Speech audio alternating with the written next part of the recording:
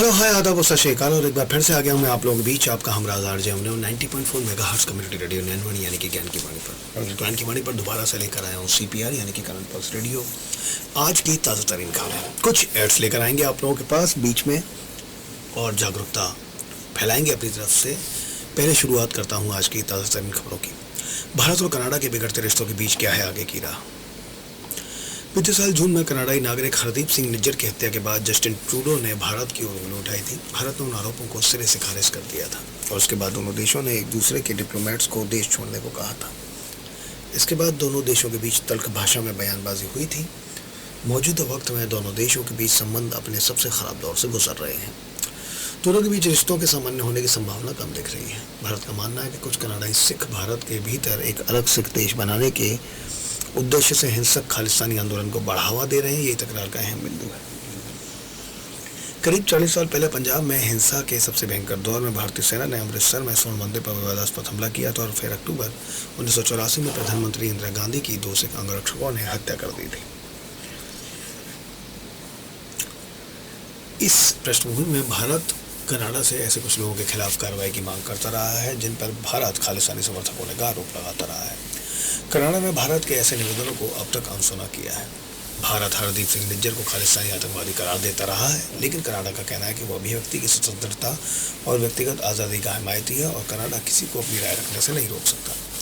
भारत ने सार्वजनिक तौर पर यह कहा है कि कनाडा के प्रधानमंत्री जस्टिन ट्रूडो वहाँ के सिख वोट बैंक को रिझा रहे हैं और इसी कारण उनकी सरकार खालिस्तानी समर्थकों के खिलाफ कार्रवाई की भारत की मांग को नज़रअंदाज करती रही है। अपने अपने देश की आबादी के अनुपात में कनाडा में भारत की तुलना में अधिक सिख हैं। आता हूँ आपके पास जस्ट एक छोटे से ब्रेक के बाद। मच्छर से बचे स्वस्थ रहे, डेंगू मलेरिया को हराए खुशियां मनाए। मच्छर से बचे स्वस्थ रहे, डेंगू मलेरिया को हराए खुशियां मनाए। खिड़की पे जाली दरवाजे बंद रखो, लंबे कपड़े पहनो सुरक्षित तुम रहो। मच्छर से बचे स्वस्थ रहे, डेंगू मलेरिया को हराए खुशियां मनाए। हे मच्छर से बचे स्वस्थ रहे, डेंगू मलेरिया को हराए खुशियां मनाए। किसी भी पश्चिमी देश के साथ इतने खराब रिश्ते नहीं हैं। भारत कनाडा में लगातार खराब होते जा रहे रिश्तों में खटास हैरान करने वाली है। सोवियत यूनियन के विघटन के बाद किसी भी पश्चिमी देश के साथ भारत के संबंध इतने खराब नहीं रहे हैं। भारत ने कोल्ड वॉर के बाद अमेरिका की अगुवाई वाले पश्चिमी देशों के साथ रिश्ते सुधारे हैं और धीरे धीरे एक मुकम्मल मार्केट इकोनॉमी बनने की दिशा में आगे बढ़ता रहा है। भारत ने G7 और नेटो देशों के साथ आर्थिक, व्यापार और राजनीतिक रिश्ते सुधारने की कोशिश की है। कनाडा इन दोनों समूहों का हिस्सा है और अमेरिका के साथ बेहद करीबी सैन्य संबंध हैं जो north American aerospace defence command यानी नोराड के जरिए प्रतिबिंबित होते हैं। दोनों के देशों की अर्थव्यवस्था भी एक दूसरे के करीबी रूप से जुड़ी हुई है। दिलचस्प है कि अमेरिका से किसी के नज़दीकी सहयोगी के साथ भारत के रिश्तों में इतनी खटास आ गई है। भारत बीते 3 दशकों से खुद अमेरिका के साथ आर्थिक और सामरिक दिशा में बेहतर संबंध बनाने में प्रयासरत रहा है। दोनों देशों के बीच बिगड़ते रिश्तों के बीच सोमवार को भारत ने कहा कि वो कनाडा में अपने हाई कमिश्नर संजय कुमार वर्मा और कुछ अन्य राजनयिकों को वापस बुला रहा है। लेकिन कनाडा ने कहा कि दरअसल उसने संजय कुमार वर्मा समेत 6 भारतीय राजनयिकों और कंसुलर अधिकारियों को निष्कासित कर दिया है क्योंकि भारत ने इन्हें मिली डिप्लोमेटिक और कंसुलर इम्यूनिटी हटाने और कनाडा के साथ जांच में सहयोग करने से मना कर दिया था। भारतीय राजनयिकों और अधिकारियों को निकालने के बाद नई दिल्ली ने 6 कनाडाई राजनयिकों को निकालने की घोषणा की। इनमें कार्यकारी उच्चायुक्त स्टुअर्ट रॉस व्हीलर भी शामिल थे। आता हूँ आप लोगों के पास इस छोटे से ब्रेक के बाद। मच्छर जी हमको सताना, दिन रात को चैन से जीने दो ना। चढ़ गया है रूह में डेंगू का डर, अरे लेके मलेरिया चिकनगुनिया का घर। चल छू हो जा मच्छर, अब हमें न कर फिक्र। अरे छू हो जा मच्छर, अरे जा चला जा। एक बार फिर से मौजूद हूँ आप लोगों के बीच में, आपका हमराज आरजे अभिनव। क्या है पर्सन्स ऑफ इंटरेस्ट? एक दूसरे के राजनयिकों को निकालने का फैसला तब सामने आया जब निज्जर हत्या मामले में कनाडा ने भारतीय राजनयिकों और उच्चायुक्त के दूसरे अधिकारियों को पर्सन्स ऑफ इंटरेस्ट बताया था। कनाडा में पर्सन ऑफ इंटरेस्ट उसे कहा जाता है जिसको लेकर जांचकर्ता मानते हैं कि उस शख्स को किसी अपराध की महत्वपूर्ण जानकारी है। सितंबर 2023 में निज्जर की हत्या के बाद प्रधानमंत्री जस्टिन ट्रूडो ने देश की संसद में बयान दिया था कि कनाडा के पास इस अपराध में भारतीय अधिकारियों के शामिल होने के ठोस सबूत है।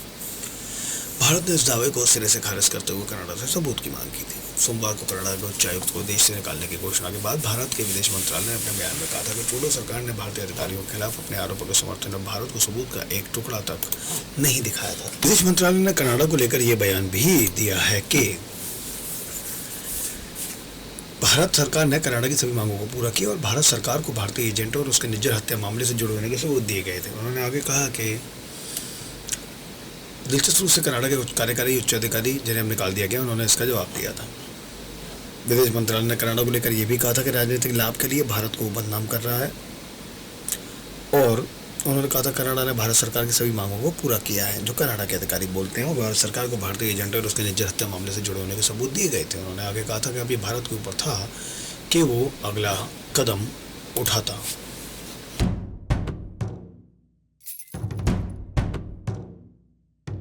मच्छरों को आने ना दे करे संग्राम, देंगे मिलके देंगे जवाब, देंगे डेंगू और मलेरिया को मात।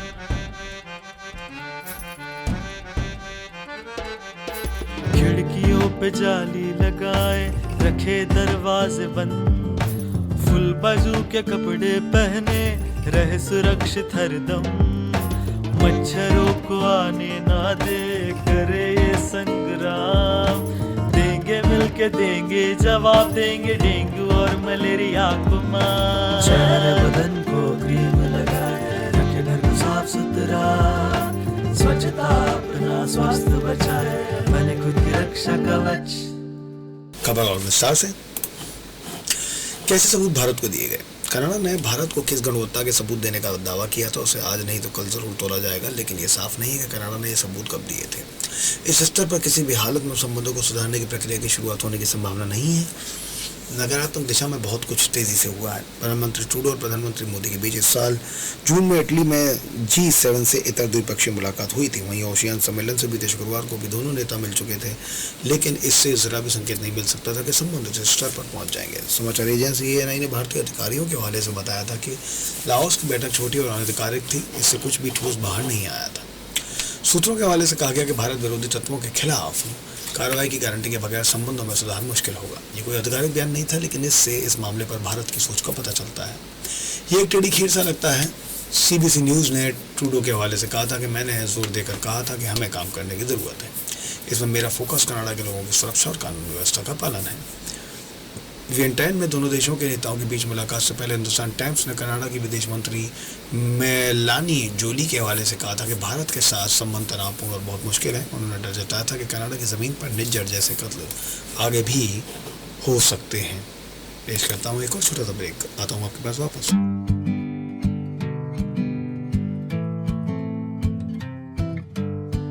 बरसात की बूंदों में छुपा खतरा नन्हा सा, मच्छरों से बच के रहना यही है सबसे अच्छा। मच्छरदानी है कवच हमारा, इसको अपनाए, साफ सफाई का रखे ध्यान, डेंगू से बच जाए। बरसात की बूंदों में छुपा खतरा नन्हा सा, मच्छरों से बच के रहना यही है सबसे अच्छा।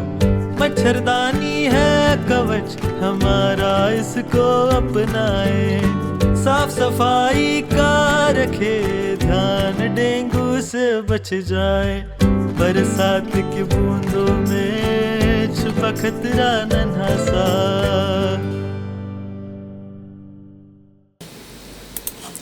क्या सुधरेंगे दोनों देशों के रिश्ते? ये साफ है कि कनाडा फिलहाल इस मसले को गर्म रखना चाहता है और जैसे कि देखा जा रहा है कि भारत भी इस समस्या के हल के लिए किसी किस्म की गंभीर डिप्लोमेसी का रास्ता अपनाने के प्रति इच्छुक नहीं दिख रहा है। भारत में विचार यह है कि अक्टूबर 2025 में कनाडा में होने वाले आम चुनाव में ट्रूडो हार जाएंगे और जब दोनों देशों के बीच संबंधों में नई शुरुआत का अवसर मिलेगा, लेकिन कनाडा की संसद के भीतर भारत के खिलाफ लगाए गए आरोपों से पार पाना आसान नहीं होगा। भारत में ये जो विचार था वो शायद अभी विचार ही रहे। दिलचस्प ये है कि इस सारे बखेड़े में एक अमेरिकी एंगल भी है। सितंबर 2023 में कनाडा के प्रधानमंत्री भारत पर आरोप लगाए थे। इसके कुछ हफ्ते बाद अमेरिकी संघीय अदालत ने निखिल गुप्ता नाम के भारतीय नागरिक को अमेरिकी नागरिक गुरु पतवंत सिंह पन्नू की हत्या की साजिश में नामित किया था। पन्नू खालिस्तान की हिमायत करने वाले अमेरिकी वकील हैं।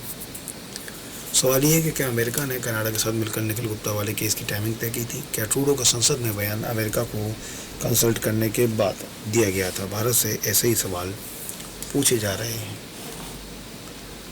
भारत के लिए आगे का क्या है रास्ता? हाल ही में पन्नू ने कुछ भारतीय अधिकारियों के खिलाफ दीवानी मुकदमे दर्ज किए गए हैं। इनमें राष्ट्रीय सुरक्षा सलाहकार अजीत डोभाल का नाम भी शामिल है।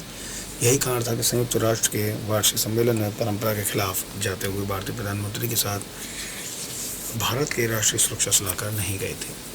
इससे भारत और अमेरिका के बीच संबंधों में एक दिलचस्प आयाम का भी विचार सामने आता है। अमेरिका ने निसंदेह भारत के साथ अपने संबंधों को सावधानीपूर्वक विकसित किया है, लेकिन ये उसके अंतर्राष्ट्रीय आचरण की प्रकृति में है कि जब भी मौका मिले कि एक अच्छे दोस्तों को भी थोड़ा दूर रखा जाए ताकि बाद में किसी समय अच्छा सौदा किया जा सके। इसमें एक एंगल और है, और जहाँ तक भारत के वैश्विक मुद्दों का आचरण का सवाल है, पीएम मोदी के नेतृत्व में कुछ बड़ा करने की हामी है।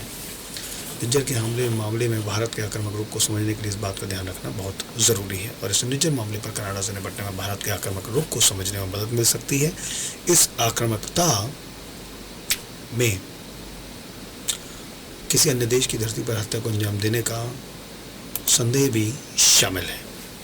आता हूँ एक बार फिर से कल आप लोगों के पास 90.4 मेगाहर्ट्ज़ कम्युनिटी रेडियो 9 पर। धन्यवाद।